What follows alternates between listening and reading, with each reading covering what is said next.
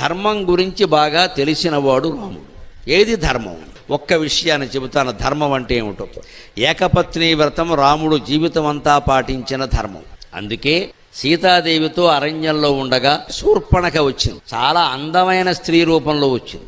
చక్కగా నాట్యం చేసింది, పాట పాడింది, అనేక రకాల రాముడిని కరిగించే ప్రయత్నం చేసింది. రాముడు ఏమీ లొంగలేదు, శిలా విగ్రహంలా ఉన్నాడు అక్కడ. అస్సలు కనీసం స్పందించలా, రెప్ప ఎత్తి ఆ మనిషికేసి చూడాలా. కేవలం ఒక డ్యాన్స్ ఎక్కడో వేదిక మీద జరుగుతుంటే ఎలా చూస్తారో అలాగే చూశాడు. తర్వాత వచ్చింది, నేను నిన్ను ప్రేమిస్తున్నాను అంది. రాముడికి అర్థమైపోయింది, నేను ఎన్నో వాడిని అని అడిగాడు ఒళ్ళుమండి.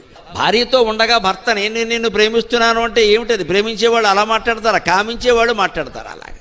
సీతాదేవి ఉండబట్టే కదా నన్ను చేసుకోనంటున్నావు అని చెప్పి సీతాదేవి మీద పడి ఆమెను చంపే ప్రయత్నం చేసింది. ఆ ధర్మశాస్త్రం ప్రకారమే శిక్ష వేశాడు రాముడు. రాజు ధర్మజ్ఞశ్చ, ధర్మం అంటే